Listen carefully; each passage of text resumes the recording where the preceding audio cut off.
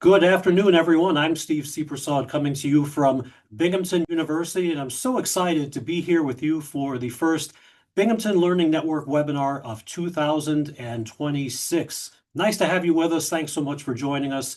And this program today is Women and Wealth. This is part of the Binghamton Learning Network webinar series, which in and of itself is part of our lifelong learning operations that we have here at your alumni association. So after the show, check us out at binghamton.edu/alumni, binghamton.edu/alumni. That'll take you to the Alumni Association website. You can learn more about what we do here. We have an alumni travel program with a lot of great trips planned for 2026, a webinar series with programs every month, the Tier Talk speaker series, volunteer opportunities, in-person events, virtual events, so much that it would take almost a whole hour to get into all of that, and that's not why we're here today. So we will get to our guests here in just a second. So we want this to be interactive and fueled by your questions. So feel free to send us questions using the chat function. You can start whenever you want. We'll break in during the course of the presentation where it makes sense to get your questions into the mix. And then, of course, we'll allow some time at the end, about 10 minutes or so, coming up on the 1 o'clock hour Eastern time to handle your questions. So send them in as soon as you think of them. There's no need to wait, and we will get them in at just the right time for you. But we want this to be interactive and fun.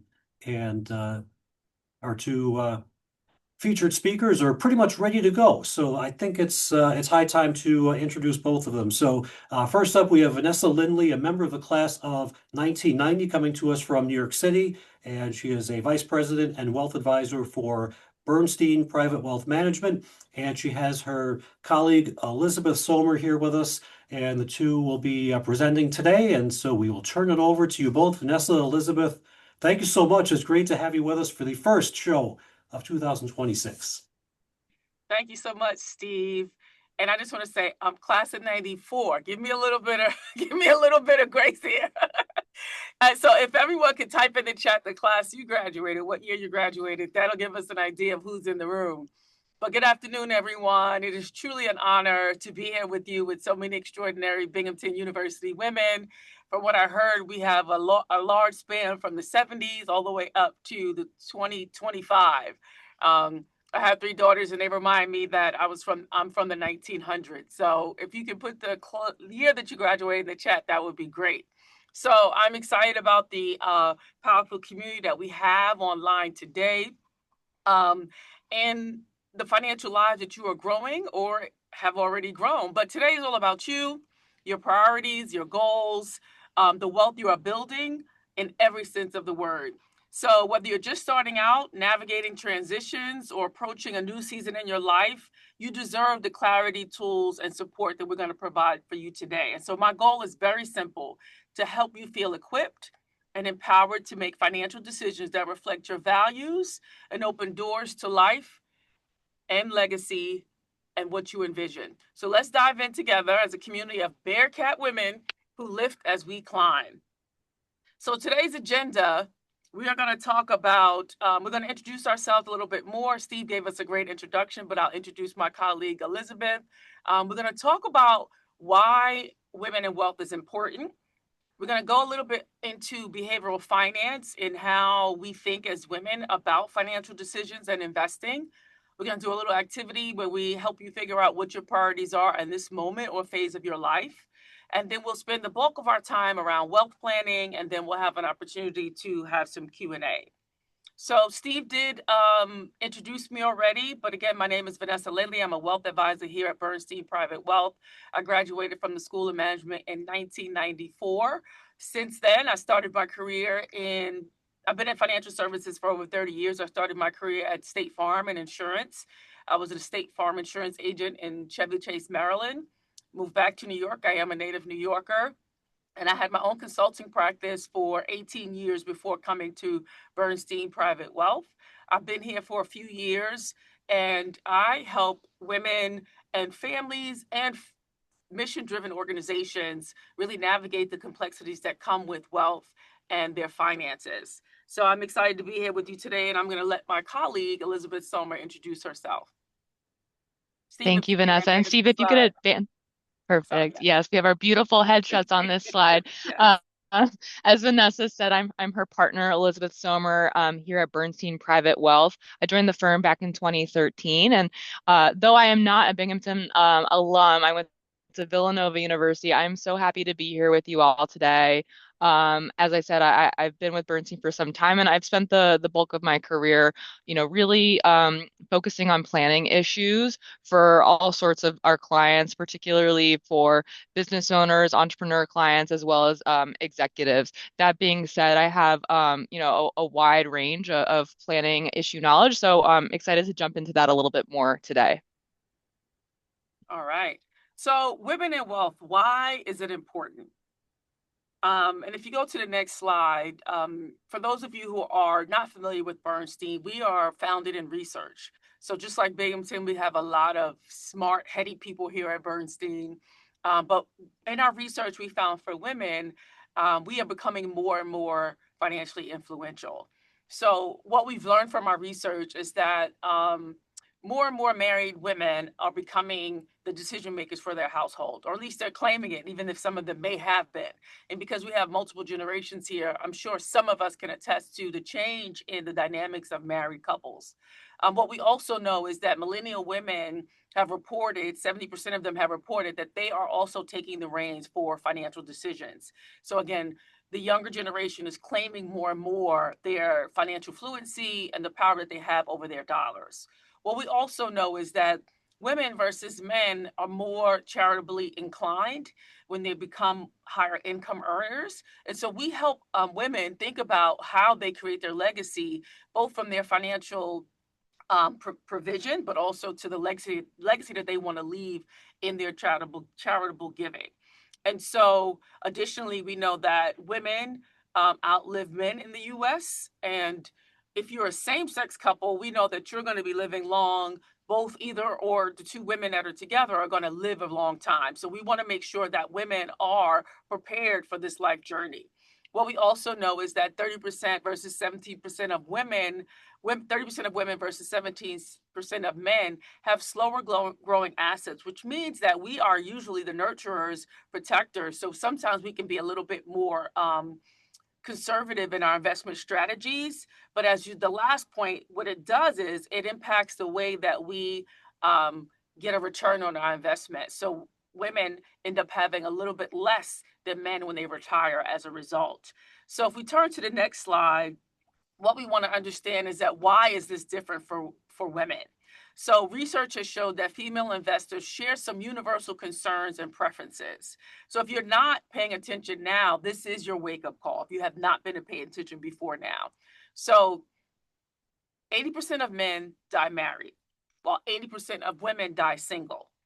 And I believe that, those numbers are increasing. We even have a wonderful research piece on women who are child-free and how to create an estate plan for those women who may not have been married or never just decided never to have children. But if they are outliving the men, whether they're cohabitating with men, another woman, or solo, what does it mean for their legacy?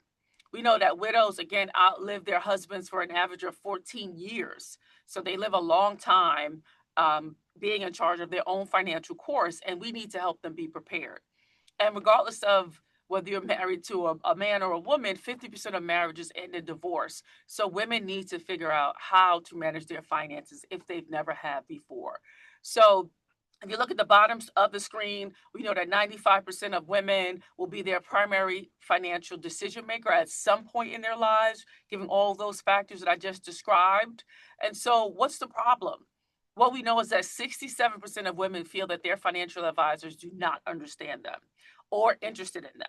So that could be if they're married to a man and they go in, a lot of times financial advisors talk to the men and not the women. They could be single and child free and the advisor doesn't understand what that means. They could be a same-sex couple, two women, and they don't understand how to manage that dynamics. We are here for you. As women, as a female financial advisor, Elizabeth also is on my team as a wealth strategist. We're here to help women in these categories. And what's important and what we know, next slide, Steve, is that women have a tremendous amount of influence, an enormous amount of influence globally. So we know that women are investors and it's growing exponentially year over year.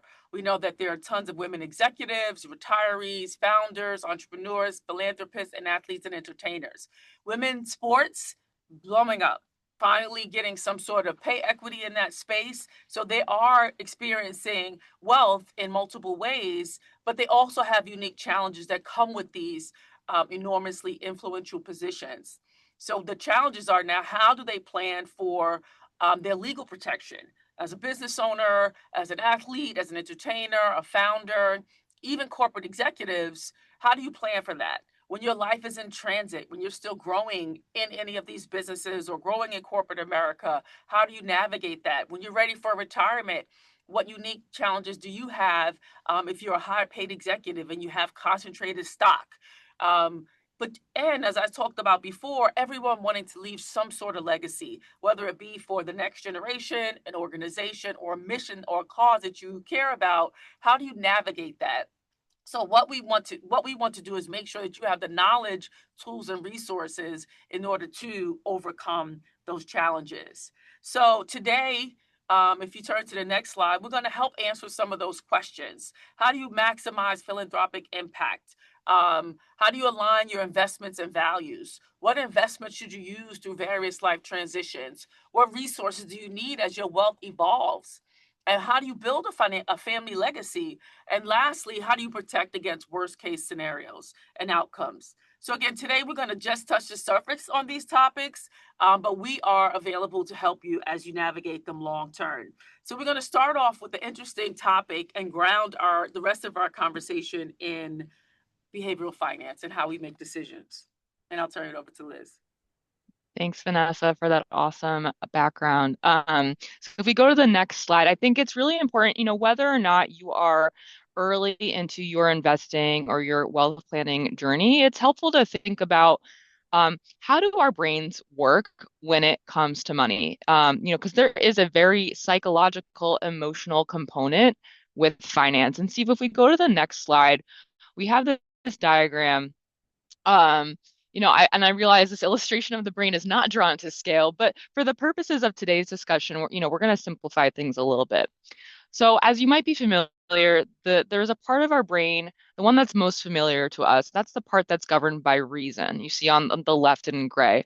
So for those of you that might remember from your days of psychology class, you'll recall this is called the prefrontal cortex.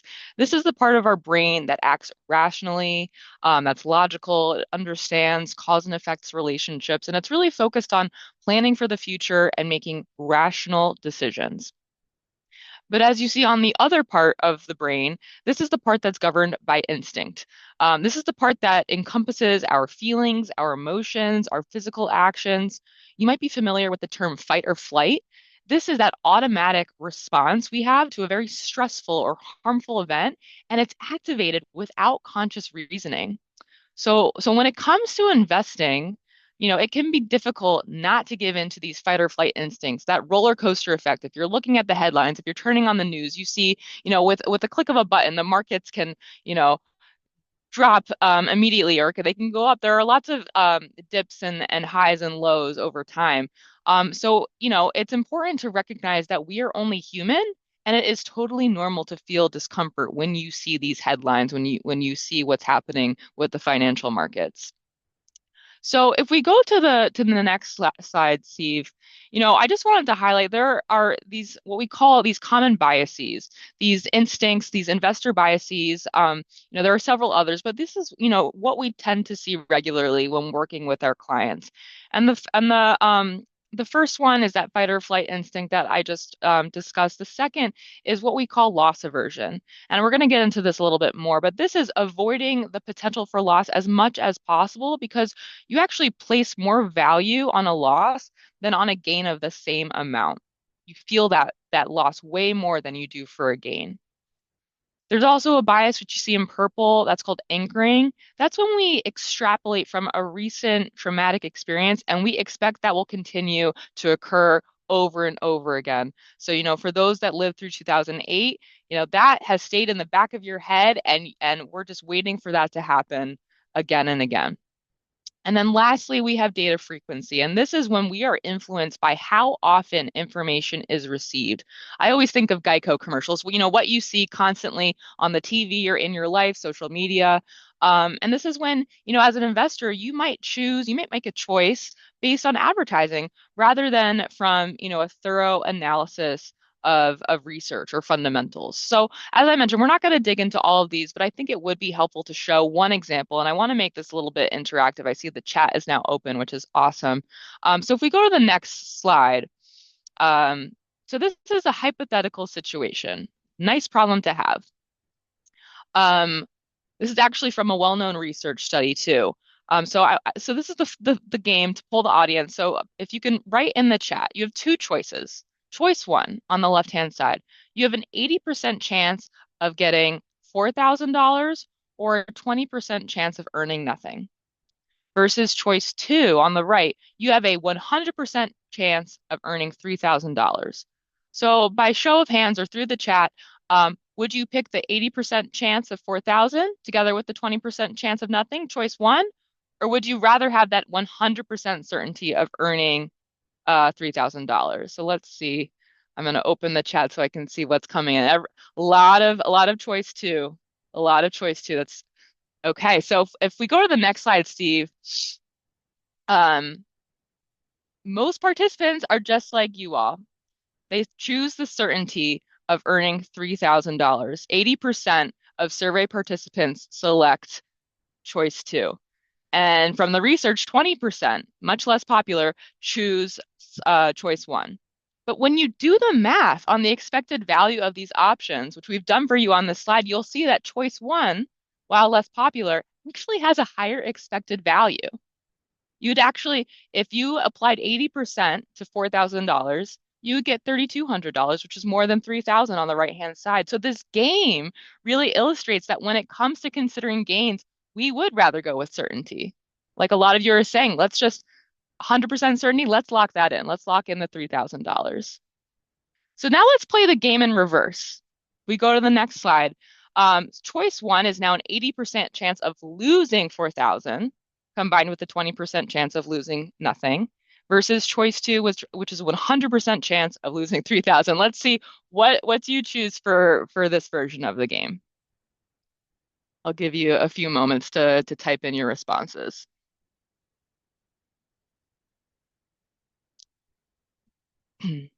Choice one, choice A, yes. Yep. All right. Yeah. Okay. So, Steve, if we click the next part to see what the most participants do, select choice one. Actually, 92% chance say they're willing to take a shot at that 20% chance of losing nothing, even though the overall expected loss is the same as before, just in reverse, $3,200, which is greater than losing $3,000. So this just teaches us how much our investor decisions and behaviors are influenced by these what we could consider irrational expectations. And as we've learned from this research, that pain or the emotional, psychological discomfort from the loss of money is felt so much more than the same amount of pleasure or emotional positivity earned from a win or gain of the same amount. And we as investors, people that are, planning our lives or finances, we are hardwired to feel discomfort after losing money. And sometimes we act irrationally when faced with certain investment decisions. And so how do we overcome this loss aversion bias? It really requires us to have a disciplined, well thought out and planned approach. And particularly to take the long-term view when it comes to our investment and planning outcomes. And we realize that's easier said than done. So if we can go to the next slide, which will kind of just tie this all together before we move into the next exercise. We list these pitfalls again on the left-hand side, but just know that every element that you control, requires a trade-off. It can be influenced by your biases. These choices over which we do have some control, these have a significant impact on our financial outcomes. And so what can you do to overcome these biases and avoid making suboptimal investment decisions? Well, the first thing we can do is acknowledge that they're real and that losses will occur from time to time. And it's also important to seek objective, rational advice, develop a true investment and financial plan, which we'll get into later on in this presentation. And remember to measure your outcomes against your financial goals, not against the day-to-day swings of the stock market. So I'll leave that here, but I just love kind of starting with this to just whether or not you're new to this journey, just know that we are all human and everyone faces these behavioral, emotional biases when it comes to your financial wellness. So I'll turn it back over to Vanessa, but I hope that was interesting for some of you. Yeah, how many people can relate to some of those biases when it comes to investing and handling of their finances?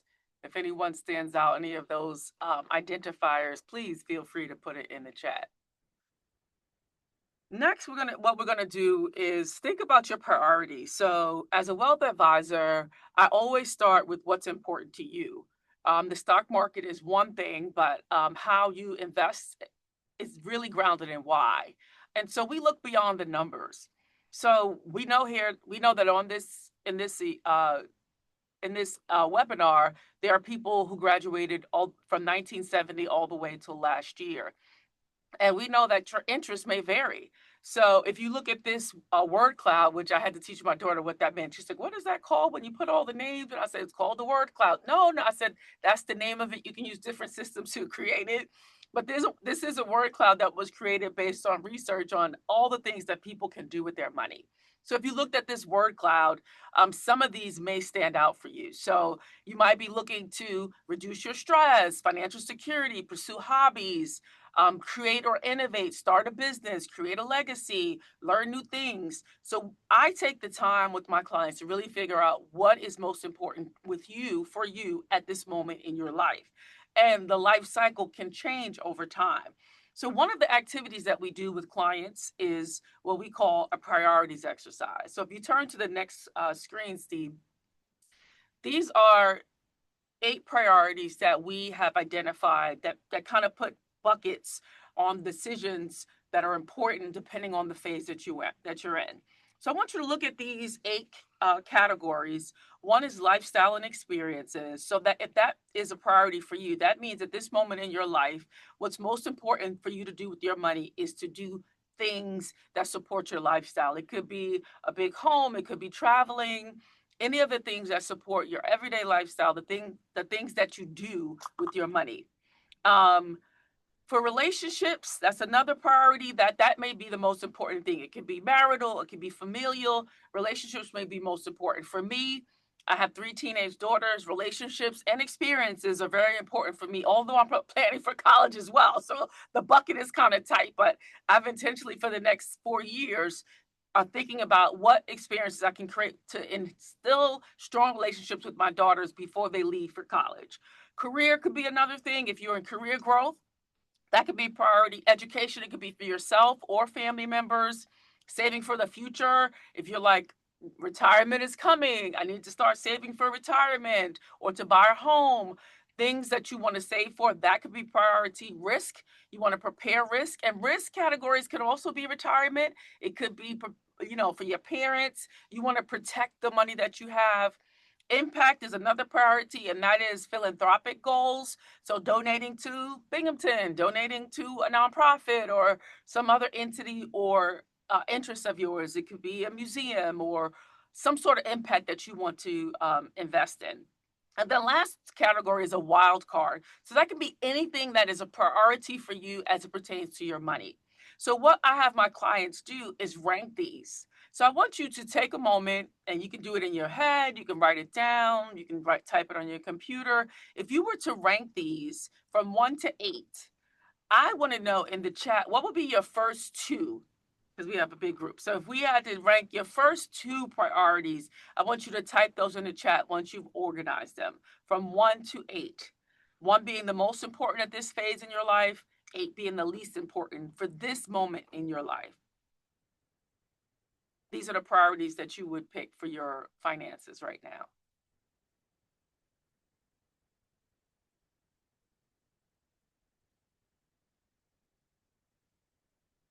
And again, once you've identified them, put the first 2 most important priorities right now at this moment in the chat.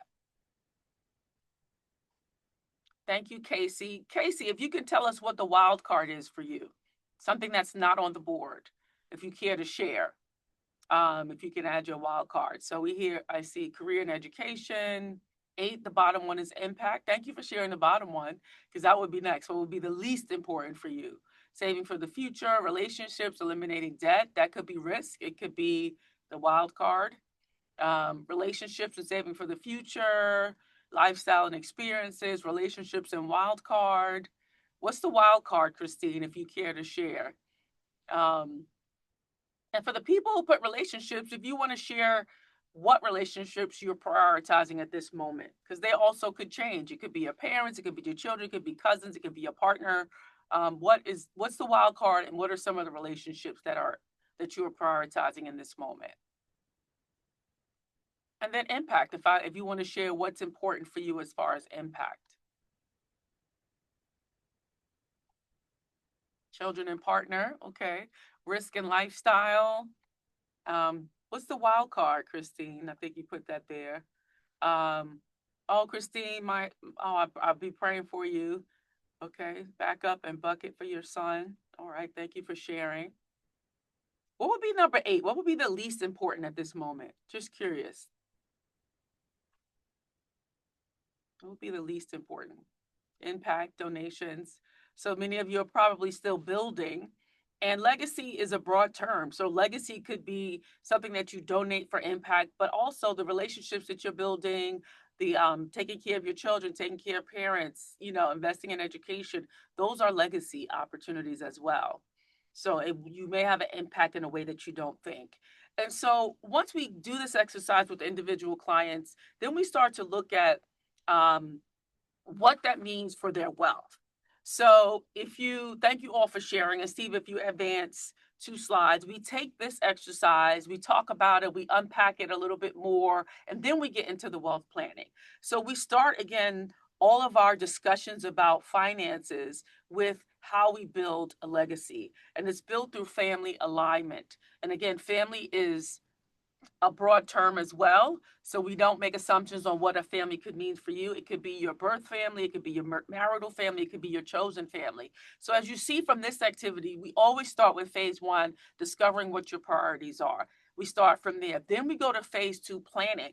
And then, so there we look at if it's just you, or if it's other people, your partner, your children, we help you coordinate family meetings. We think about how do we help you understand goals and priorities. So if we did this activity with a couple, or I've done it with a mother and son who co-own a business, you may have different priorities at this moment. So we help you kind of put those together.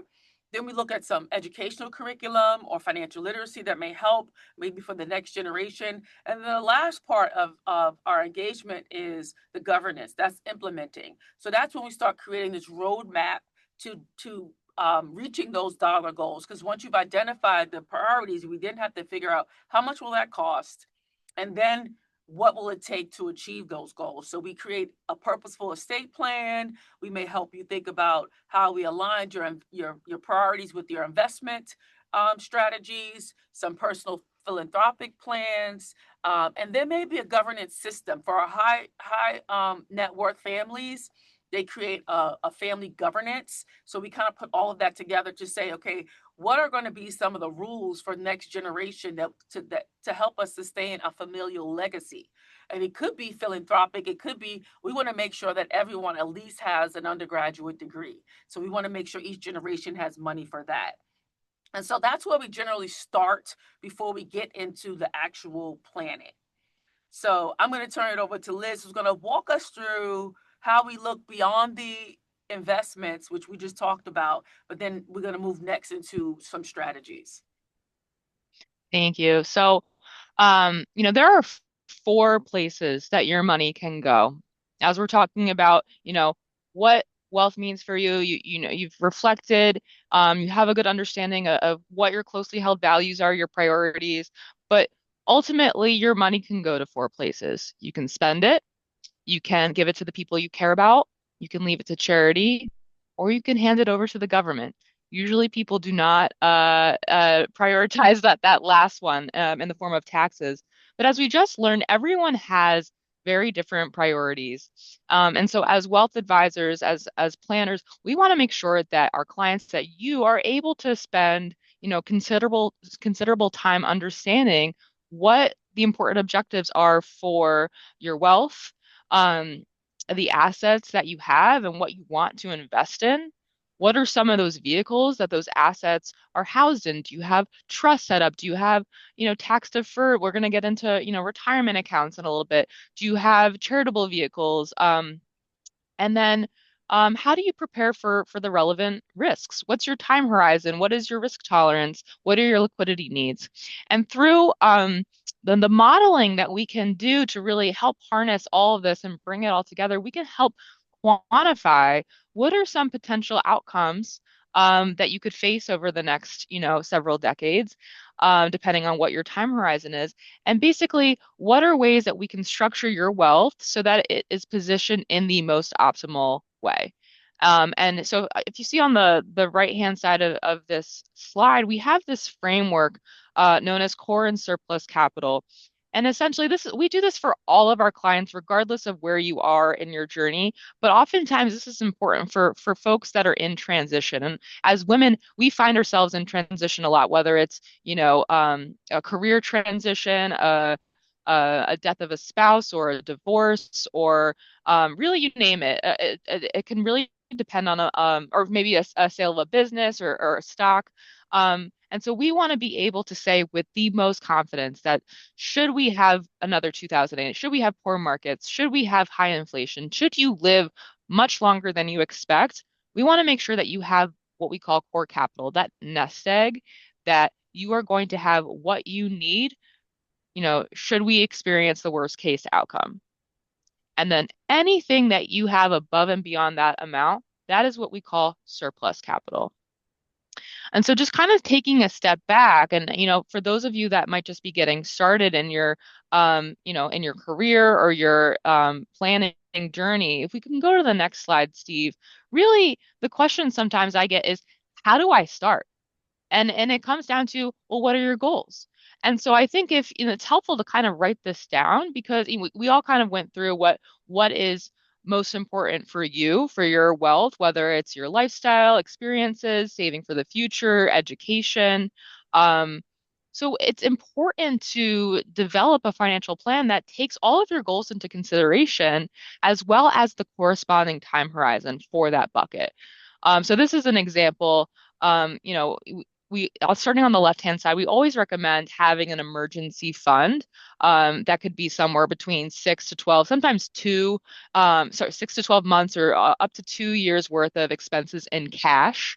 Your rainy day fund, if you will, and anything, as well as anything else that you plan to need liquidity for in the near term. So for someone that might be, just have graduated from school. Maybe that's, establishing that emergency fund, that rainy day fund, and also repaying their student loans.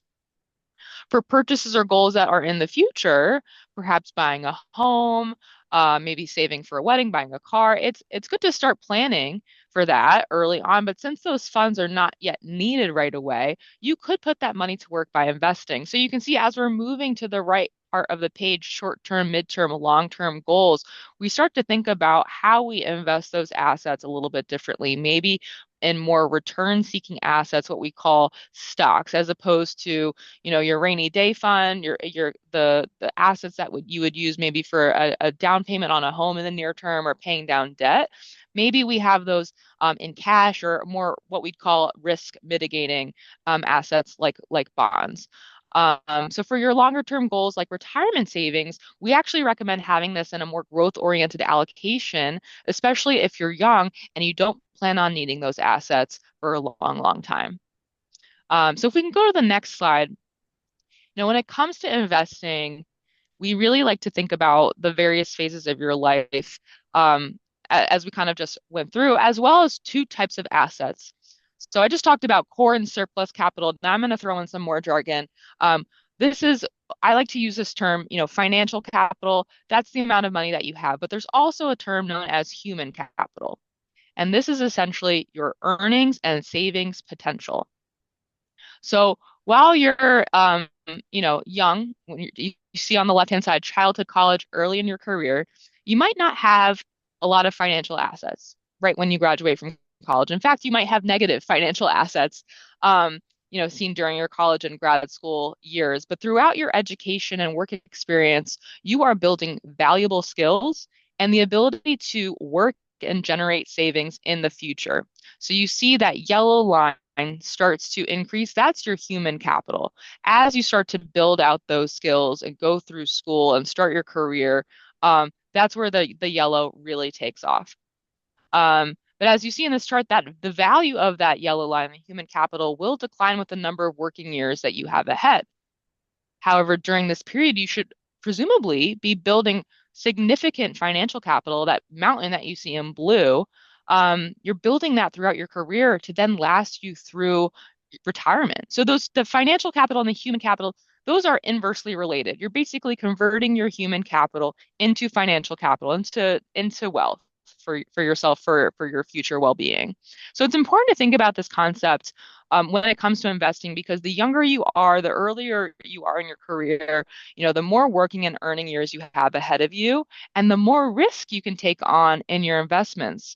But over the course of your life, your circumstances may change, and after some time, you might not be able to take on that kind of risk, that volatility that comes with stocks, and you may need to reallocate to a more stable investment like bonds or cash. So that's why it's important to kind of come up with this financial plan. What are your priorities? What are your goals? What near term, midterm, long term, and just make sure you're revisiting that plan often. And so I'll just spend a few minutes. I know we're kind of running up on time, but I just wanted to spend a moment or two touching on saving for retirement. So I saw that there were some recent graduates. So I just wanted to emphasize one of the best ways that you can plan for your retirement is there are three tips here. Creating financial independence. This will increase your confidence, and you'll be able to afford a more comfortable standard of living once you stop working. So some of the actionable steps that you can do to kind of boost those chances for reaching your retirement goals are working longer, spending less, and saving more. So if you aren't doing so already and you are in the position where you can do so, we highly recommend contributing the maximum allowable amount to your company retirement plan and taking advantage of a company match. If we go to the next slide, why contribute to a retirement plan? Many employer-sponsored plans allow you to make contributions with pre-tax dollars or have this be tax deductible. So doing this lowers your gross income and therefore your effective tax rate. And especially if you set this up with your company, you can have a percentage or a set amount be contributed automatically. And sometimes you don't even have to think, you can just set it and forget it. I know I would find some way to spend extra money if I had it in my paycheck. So this way I can just automatically contribute the same amount each paycheck. I don't see it, I don't spend it, and now I have money going into my 401k, every 2 weeks. I saw a note, what if there's no company match? We can talk about that offline perhaps, but if you do get an employer match, that is a great benefit. Hopefully, if your employer does not have a match, hopefully they're making up to you in some sort of other benefit. But again, we can potentially touch base. I know Vanessa will provide her contact details after this call. And then the last part is the tax deferral. So the money that does get invested in the retirement account will grow tax deferred, which means you are taxed on it only when you withdraw it. And sometimes you don't even get taxed on that. And the next slide will just highlight, if you're not familiar with something known as a Roth retirement vehicle, that is something that can be really valuable, especially when you are under a certain income threshold. So a lot of stuff on this chart, but and this is not an exhaustive list of all the different types of retirement saving plans that are, but it does highlight some of the more common employer-sponsored retirement plans on the left, as well as the key details of individual retirement accounts, which you see on the right. But the main difference between a traditional and a Roth account is that with Roth accounts, your contributions are made in after-tax dollars, so you pay taxes up front. But the withdrawals so when you take money out during your retirement years, those are not taxed. Whereas with the traditional account, you get your tax break up front and you pay no taxes until you start taking those withdrawals later on. There were some recent changes effective in 2026 as it relates to folks over the age of 50 with catch-up contributions. Um, so that is not listed on this slide, but just know that sometimes the tax laws regarding retirement accounts do change. But I want to be mindful of time and turn it over to Vanessa because there's a really we're going to shift gears slightly. But oh, sorry, I have one more slide. This is just I just want to hit home the importance of tax deferral. So generally speaking, the longer the time horizon, the greater the value of tax deferral. So therefore, contributions that are made at an early age have a much greater relative value compared to those made later in life. So this analysis, what you're seeing on this slide, is comparing someone who contributed to their retirement account versus saving the equivalent amount in a taxable account. So the blue line is they just put that money away in a taxable account, whereas the yellow bar is they took advantage of that tax deferral. And as you can see, the earlier you start saving, so on the far left, those two bars is someone that started saving when they were 25 years old. Look how drastic. So, and then the differential in those bars is what they could afford to spend in retirement. So you can see that had you been contributing to your retirement account starting at age 25 and retiring at 65, you could spend $15,000 more per year in retirement. But you'll see that differential starts to decrease if you had started saving at age 40 and 55. So it becomes a little less valuable the later you wait to start saving. So I realize I sped through that, but I'm going to turn it over to Vanessa now, who's going to talk about something very, very important. Yes, thank you, Liz. And again, you can feel free to type your questions in the chat, and we'll try to get to as many as we can as we go along. And at the end, we'll have a little bit more time. But this next phase is what we call risk protection and legacy creation. So thinking about how you do some advanced planning to create that roadmap to a lasting legacy. So there are legal, financial, medical, and then legacy issues that we want to cover in this section. So creating an estate plan is what you use to protect and transfer wealth.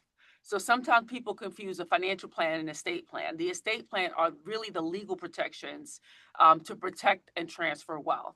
So that you would engage a legal advisor, you prepare for any period of incapacity, and then appoint decision makers to take over if you're unable to make decisions on your own. And it ensures that your titles, your assets, are titled correctly, and you want to make sure your beneficiaries are up to date. There's a financial plan that you create to pay for the care, so it understands what it costs. If you are incapacitated or if you need some sort of medical support, it'll determine how Medicare and Medicaid fit in.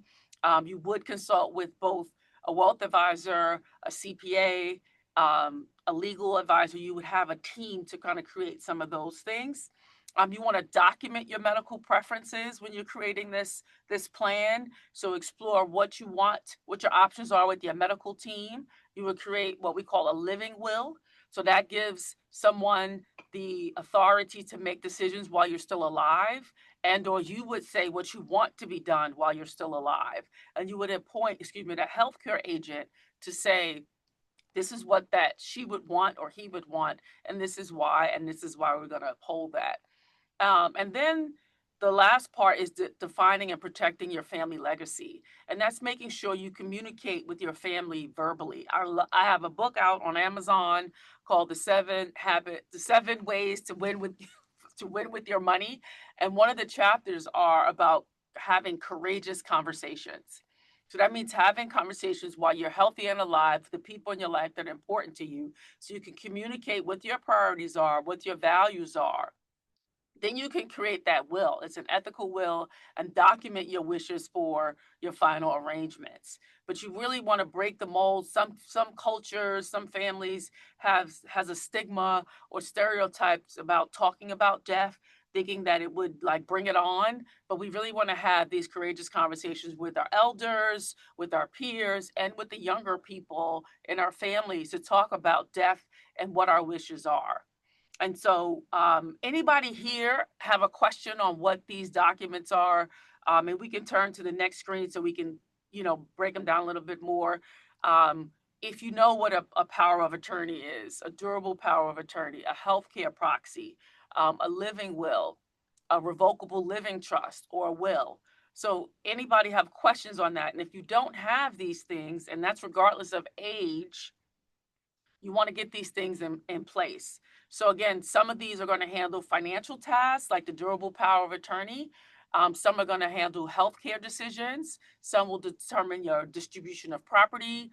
Some will, the living will, we'll talk about what type of sustainable life treatment you may or may not want. And then your will, again, is distribution of property, care of minor children and other dependents.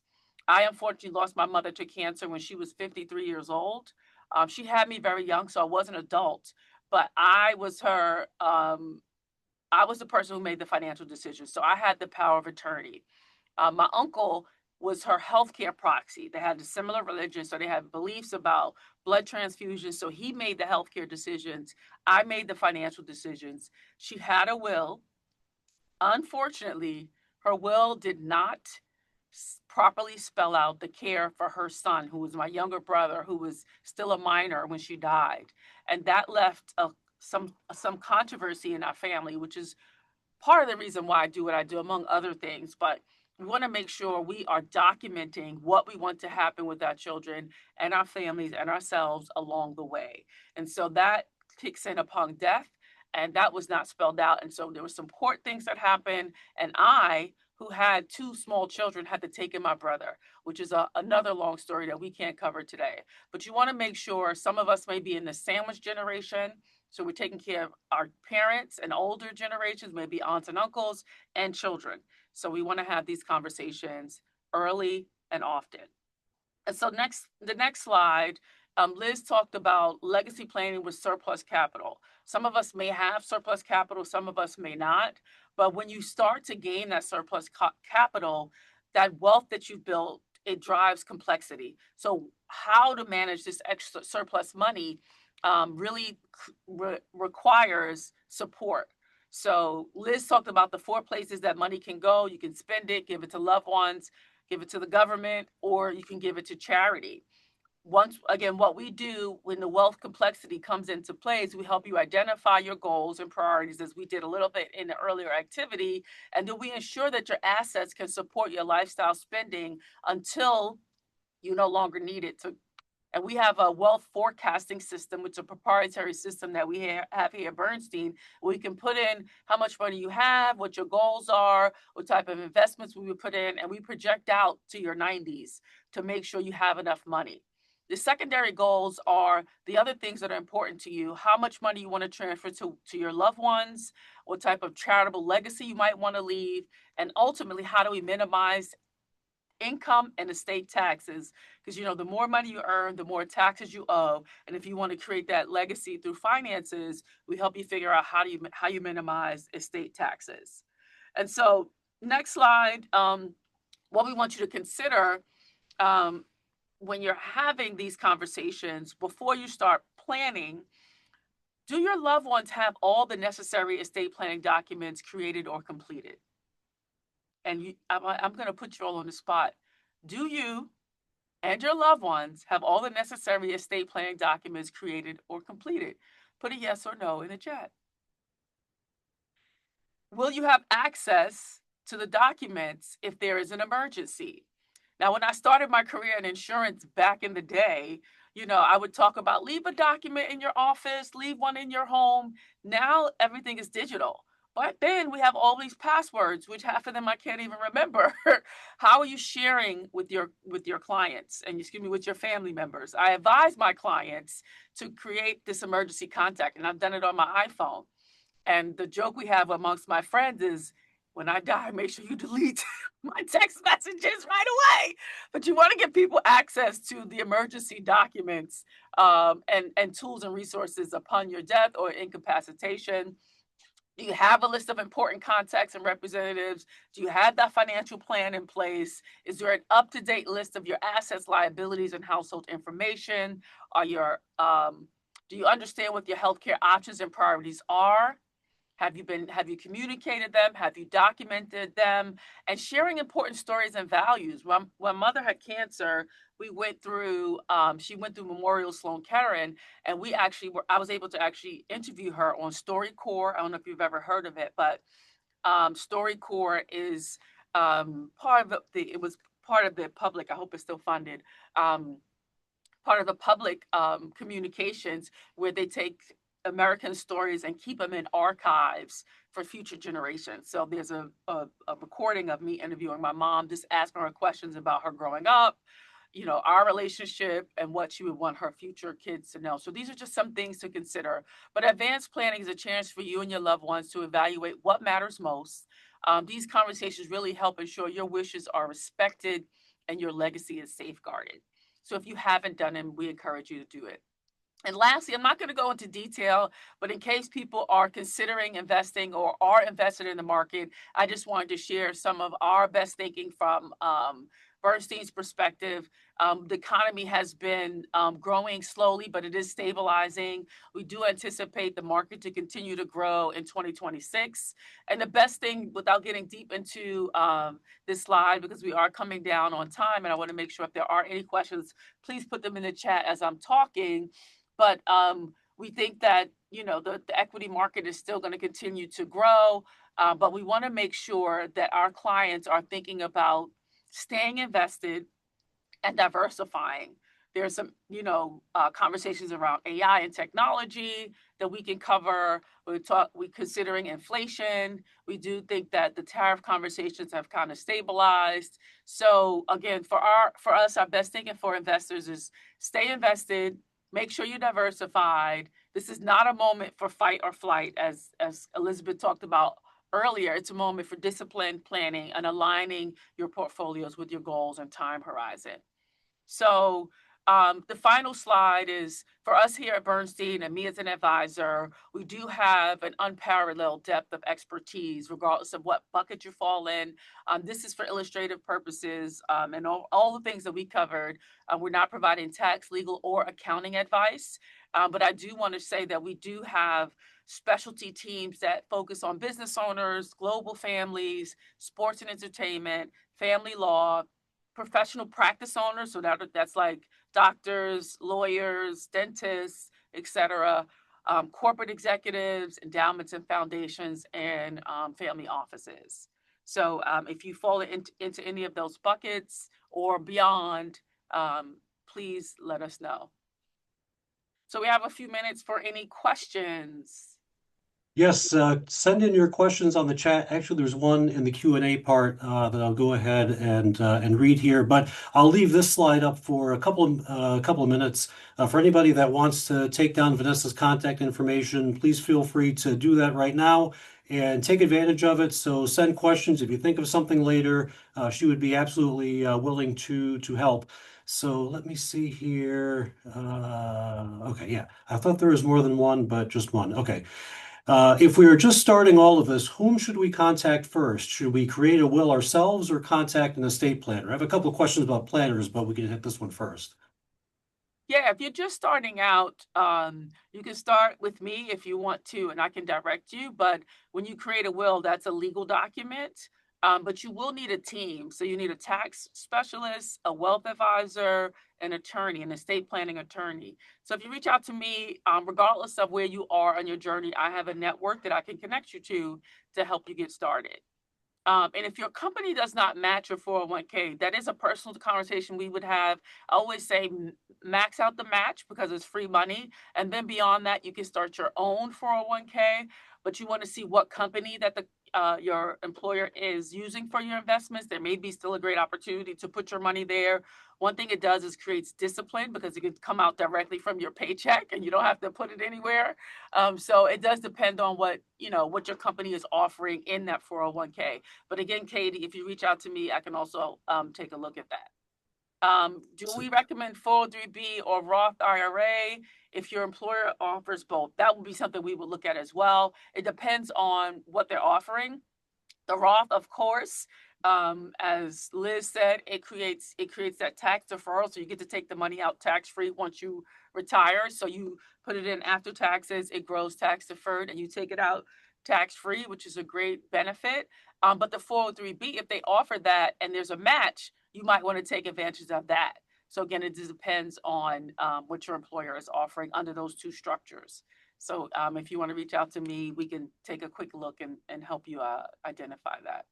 So just a question I have regarding planners, because it does come up a lot. We've done retirement planning programs, usually segmented by age. And when you first pitched this concept about women and wealth, I thought this was great to approach it from this angle, and I was very interested. And I'm so glad we're able to offer this today. And the question about planners comes up. And so if somebody's out there and they're interested in working with someone, what should they be looking for? What are the attributes that would serve them well? One, you want them to be able to, one, be trusted.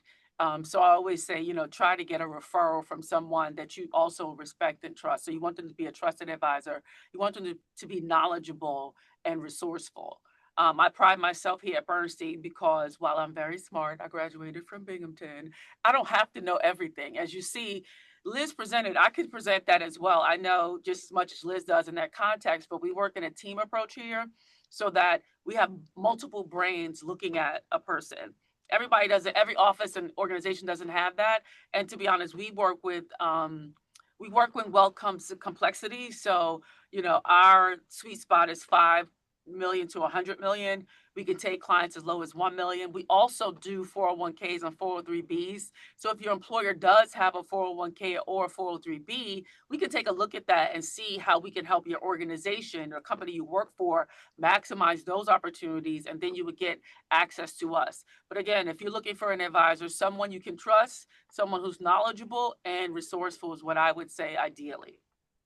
Now, a lot of times when somebody's a recent graduate, say they're a couple years out, just getting started in their careers, they may feel, I don't have enough wealth at this stage to really work with somebody. And if I tried to go out there to find somebody, they'd probably just politely turn me away. What would you say to somebody that's approaching it from that angle? Because, that probably is not a positive mindset to have. No, there are advisors that work with people at every level. Some are more comprehensive than others. So when you're just starting out, I always say again, start with your employer, see what they have, and after that, there are advisors that work with you just open up their first retirement account. I did it as a State Farm agent. We could do mutual funds, we can do all types of Roth IRAs. So and there's no minimum. I started people with $50 a month. So like a State Farm agent would be one. Some other companies that do lower income and lower assets deployment, there is someone from everyone. So there's a financial planning association, which you can go on to look for financial planners. Remember, I talked about estate planning, financial planning, two different things. The estate planning is usually an attorney, and a financial planner usually deals with the money. Some planners are licensed and they sell products. Some advisors just give advice. So you do want to know the difference. I am licensed, so I help advise on what investment approach you would take and also give advice. Now, there are a number of planners that operate with a fee system, which is really meant to allay concerns that they could be potentially steering clients or that other planners will steer clients towards investments that work well for the person selling them and not so great for the person buying them. So fee-based can be a nice alternative to that sometimes, or at least it sounds like it could be. Any thoughts on that? I mean, that goes back to working with someone you trust. And unfortunately, if you don't have a connection or resource, it is kind of like scouting. But I say you need to shop for your advisor the way you shop for shoes, a house, your next purse. I'm into fashion, so that's what I use. Your next game or utility, shop around and ask important questions. Ask for fee disclosures.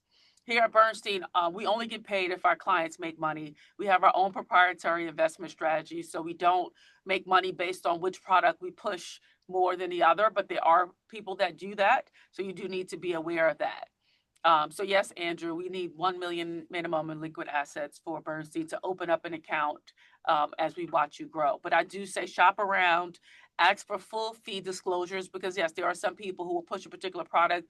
You want to ask, why are you recommending this product for me at this moment in my life? Because as we started, your values and priorities should dictate what type of investment you're in, and you want to be able to match that. So you want to ask, I had a client come to me, and someone was telling them to get an annuity. They're too young, and annuities are too expensive for that particular person.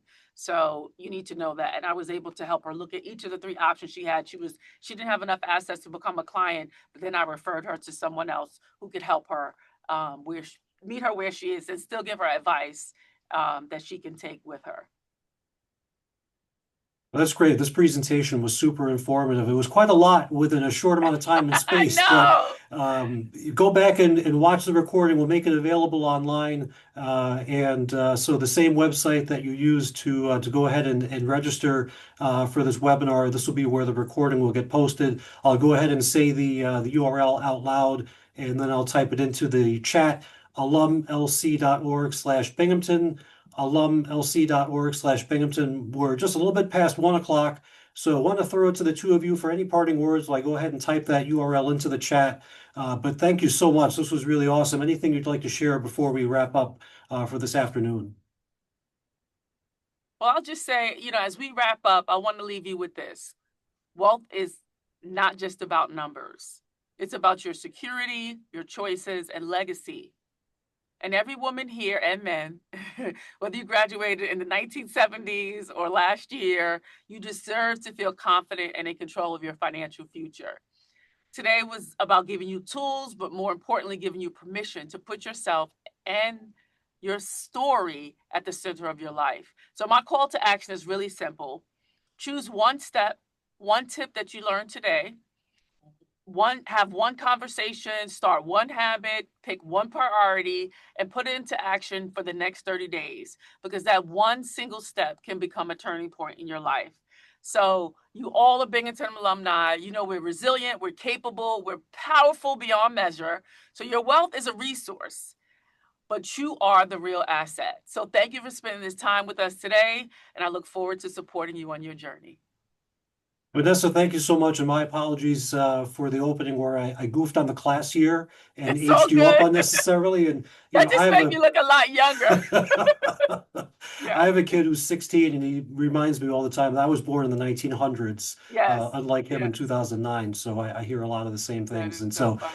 Yeah. Vanessa, thank you so much for approaching us with this concept for the webinar, and for helping us to put everything together today. And Elizabeth, it was great to have you with us as an honorary member of the Binghamton family, if nothing more than 1 hour or so, give or take. Great to have you with us. And thanks to everybody that was watching today. We couldn't do it without you, of course. And if we helped just one person, as I always say, it was definitely worth the time and trouble to leave the house. And at least here in Binghamton, the snow has been cleared out enough to get around, but it was quite a lot earlier this week. It was quite the adventure. Monday, we were all remote as everything was kind of getting back to normal. Our next webinar is going to be next Wednesday, The Science of Love and Sex with Justin Garcia from the Kinsey Institute. So if you haven't signed up for that one, go ahead and sign up as soon as you sign off for this one here today. So for Vanessa Lindley and Elizabeth Sohmer, I'm Steve Siebersod. Thank you so much for joining us, and we'll see you on the next webinar.